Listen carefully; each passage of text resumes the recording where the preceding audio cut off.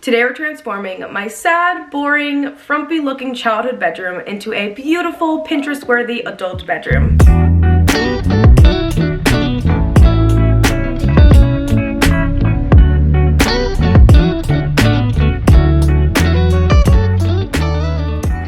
Long story short, my senior year of high school, I redesigned this bedroom to what I thought was more like adultish, to what I thought was more my style. And I tried to make it very minimal. I was at a point in my life where I was like, you know, I'm leaving for college. I'm never gonna be back here. It doesn't need to be special, fancy, literally nothing. I made it so plain and basic. I don't even have a dresser in this bedroom. But as years have gone on, this room has kind of become something that I dread. I don't have a desk. I don't have anywhere to do any of my YouTube work. I don't have anywhere to do homework if for some reason I was here during the semester. So here we are, 4 years later, after I redesigned it in high school. We are now here trying to make it cute again, trying to make it very much me. And I think in this new year, we should normalize allowing people to change their minds, because that is something that has happened to me.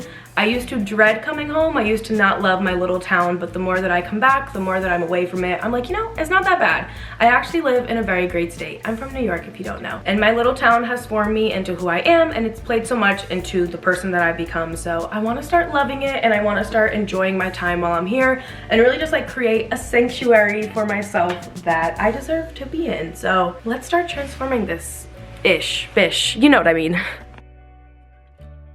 The first thing I had to do for this room transformation is go shopping, of course. And I tried to do this on as much as a budget as I possibly could. So I did a lot of this shopping all the way back in November when it was Black Friday. And I got a lot of this stuff from like Marshalls, TJ Maxx, HomeSense, like where everything's pretty discounted. So I got some cute things, some necessities I had to get, white sheets from Amazon. I got some new pillows. I also got this rug from Kohl's, which my bedroom already has rug. So I'm not too sure how this is gonna end up looking, but I figured we'll give it a try. It was also very cheap. I actually ended up getting a comforter from Kohl's. I also got a whole desk from Kohl's. Please ask me how much this all cost me. $150 for a rug, a comforter, and a desk. That is like unheard of. These lamps are definitely the main event of this bedroom. I wasn't even gonna get them. I wasn't gonna get lamps for my end tables. I was just gonna let them be, leave them how they are. But when I saw these at HomeSense, I had to purchase them. Like, they are so beautiful. I'm obsessed. I also got this set of 3 boxes from HomeSense. Believe it or not, these 3 boxes were the most expensive things that I purchased. Oh, this is heavy. I also got 2 shelving units. I'm almost out of breath. I wanted to just get one from IKEA, call it a day, but IKEA is very far from me, and the shipping was like a stupid amount of money. It cost more than the actual bookshelf itself. So I ended up going over to Amazon, and I found 2 bookcases that I'm just gonna stack on top of each other. They're just plain white. And then lastly, I just got like little knickknacks from HomeSense. I brought some things from my apartment, and just like miscellaneous things that I think will look cute around my room.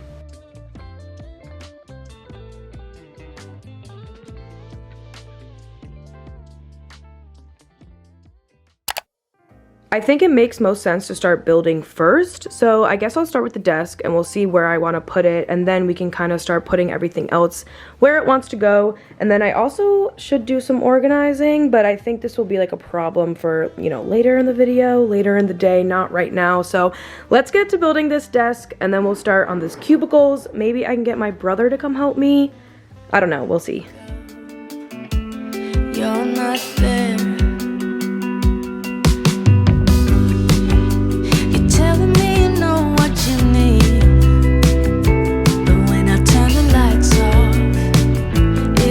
So clear, I can't get away, can't run away, I can't get away. You're bringing on the heartache. Well, it took entirely way too long yesterday to build these shelves, and this one isn't, like, do you see this? It's not even sturdy. It's like rocking all over the place, and I'm kind of weary to put it up. So I don't know. It was literally sturdy from the moment I built it yesterday up until about 2 minutes ago when I turned on this camera. And now it wants to get all floppy and like, no. Oh my God. This one's good though. Even though this might be a bad start to the day, I'm holding out for a strong day 2, and hopefully we can finish the entire room today. So then tomorrow, if there's anything else that I need to get, or like little finishing touches, those could be added and I can run to the store and whatnot. So let's let day 2 of our room transformation commence. So my plan is to have these bookcases go right here in this corner.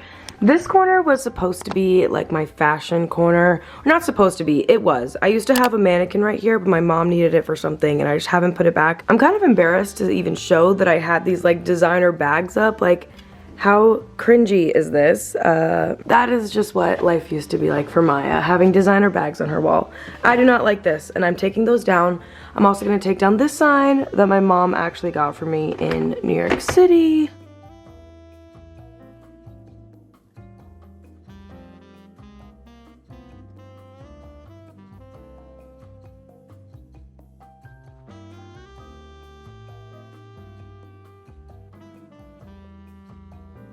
Does it look a little ratchet? Yes. Are we gonna worry about it? No. I'm gonna let these sit here for a little bit just to make sure that they don't fall before I put all my stuff back up. But I'm pretty okay with this. I'm pretty happy with it. Looking at the rest of the room, this also almost makes it feel bigger. I don't know. I think we're okay. I think we're off to a good start today. Next mission to tackle is the bed. So it's like my classic to have white sheets, and I actually got a patterned comforter for the first time in like years. I don't know when's the last time that I've not had white sheets.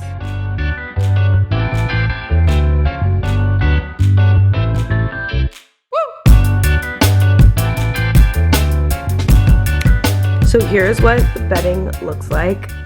Not too crazy about it.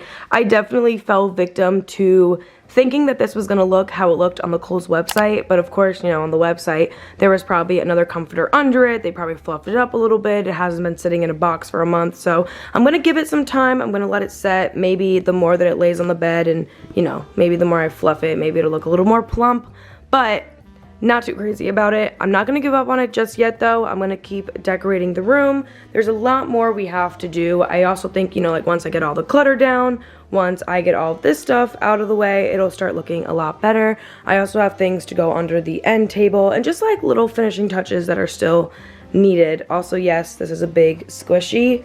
I went through a squishy phase. Maybe I'm still in the phase, not too sure. I'm not sure where I'm gonna put this though. So in addition to all those like little knick-knack things that I showed you earlier that I had, I also have an abundance of Harry Potter things.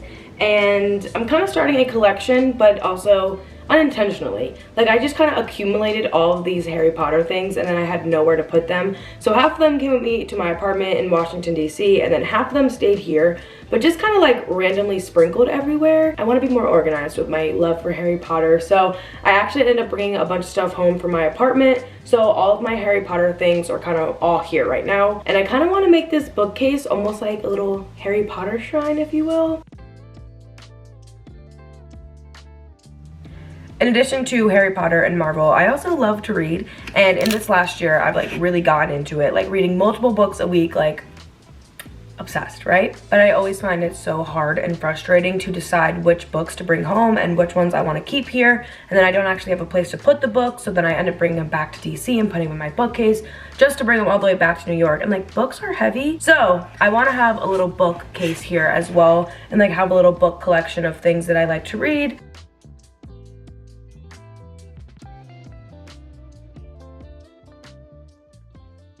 We are in the final home stretch of this room transformation. I'm kind of out of breath. I've been running around doing all the last minute miscellaneous things. I completely forgot to pick up the camera, but we are almost there. We are almost done. There's just a little bit more organization to do, a little bit more putting things where they have to go.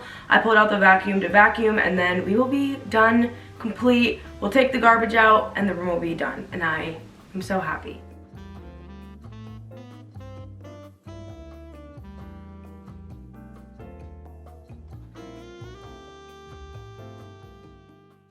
Well, I think the room is all done now. I'm looking around.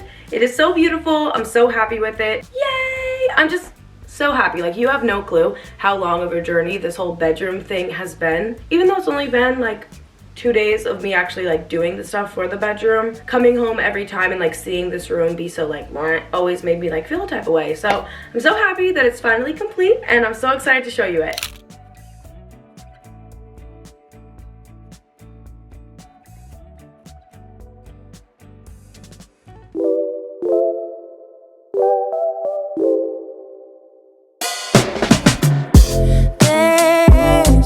Sparkle